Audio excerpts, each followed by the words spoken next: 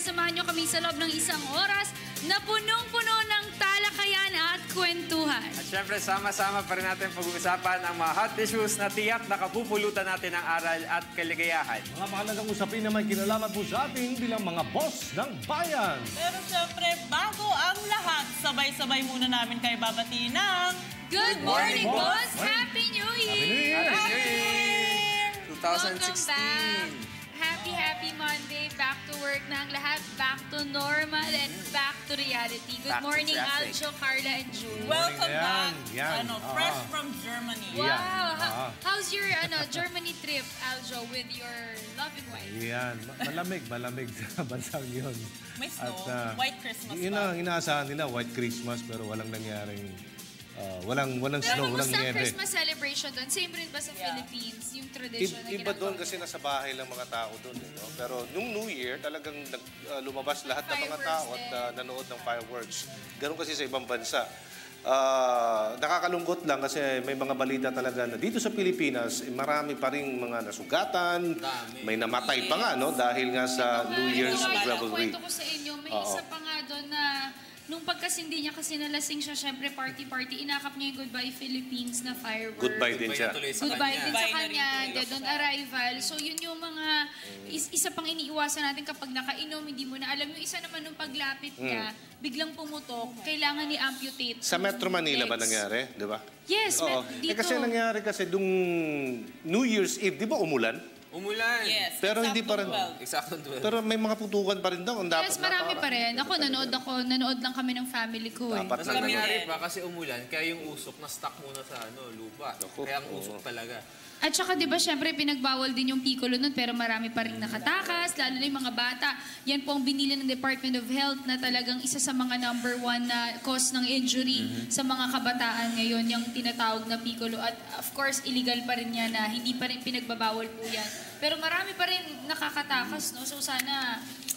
Ay. In all fairness, nakatulong yung pag-ulan dahil nabawasan yung mga firecrackers. For sure. Nabasa eh. Oo, Oo. Pero tuloy pa rin. Ganyan ang Tuloy pa rin, masaya pa rin. Iba ang pagsalubong natin sa bagong taon. Of course, bagong buhay at bagong pag-asa. Meron ng article na na mas higit pa raw yung celebration dito sa Manila compared to Sydney to New Hindi, York. nakita mo sa social media, kalat yung viral video na kumpara sa... Nakaikot kasi talaga. London, Sydney, ano pa New ba yung York. mga nandun? New York. Iba yung fireworks dito sa Manila. Sariling sikap kasi per family na yun. Oo. Kaya makulay ang natin. Alright, syempre dahil po bagong taon, marami kaming inihanda sa inyo pero bagong lahat, importante rin pong pag-usapan ang mga napapanong issues. Kaya naman simulan na natin ang ating Teka Moment!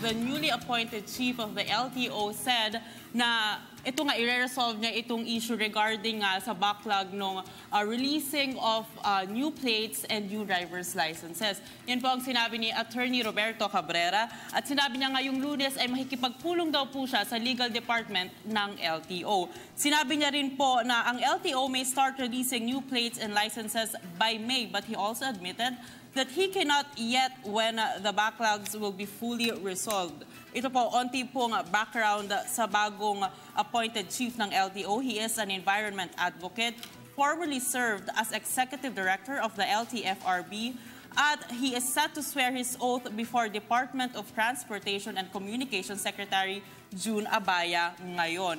Ang isa po sa mga major legal problems na ikakaharap ng ating bagong LTO chief, ito pong kaso sa Manila Regional Trial Court ruling which stopped the award and payment of the driver's license card supply contract to Alcard Philippines Incorporated.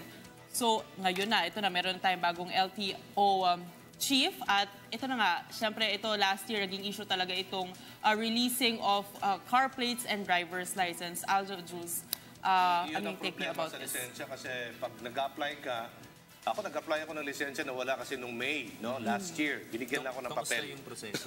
Yes. Balikan mo after how many months? Months. Yun. Hindi ko pa nakukuha ngayon So, sa Davao yun. okay. Dapat kasi, pag once nag-apply ka, kaagad lalabas yun.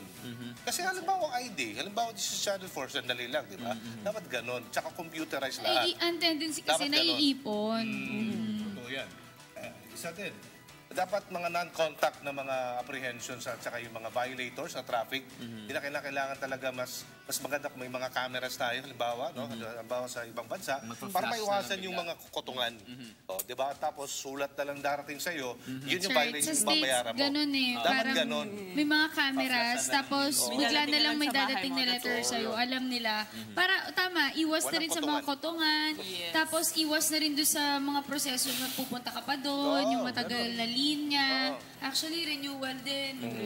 Pila na naman, so matagal. Pero diba sa mga frontline agencies ngayon, meron ng yung minute per minute dapat meron na. Kung gaano mo kabilis dapat makuha.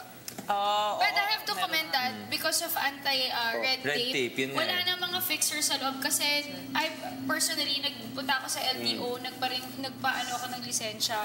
Bawal na talaga. At saka wala nang mga, kung VIP ka, you really have to fall in line. So talagang maganda yung ganong, at least kahit paano nag-i-improve.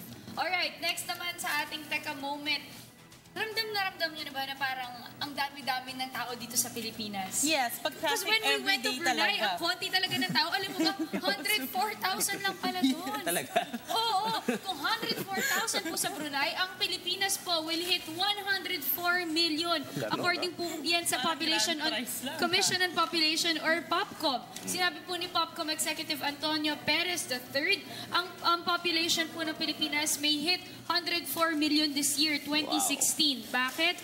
Kasi kasalukuyan, meron tayong 102.4 million. 2 million infants are expected to be born this 2 year. million? Yes, so ganun karami. Ano bang mga reasons kung bakit tingin natin nagkakaroon ng maraming populasyon sa ating bansa?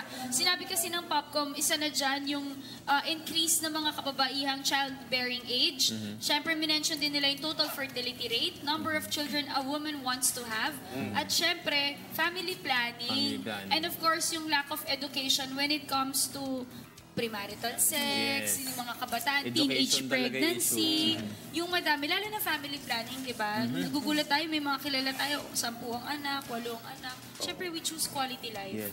So, important ang education. Pero itong 104 million, hindi lang ito based sa Pilipinas. Ito yung worldwide population to. Like in the US, may halos 4 million Filipinos na. So talagang global citizens na may tawag sa mga Pilipino. Pero then again, ang liit-liit ng Pilipinas pero 104. Di ba? Ang Indonesia, yun yung biggest Diba, sa nung Southeast nagpunta Asia. tayo ng Brunei, yung mismong Brunei, mas malaki pa raw ang Quezon City. Ang Quezon City part lang ng buong. Metro Manila. Maliit na part lang siya, di ba, ng Metro Manila. So, ganun na tayo karami. Ayan.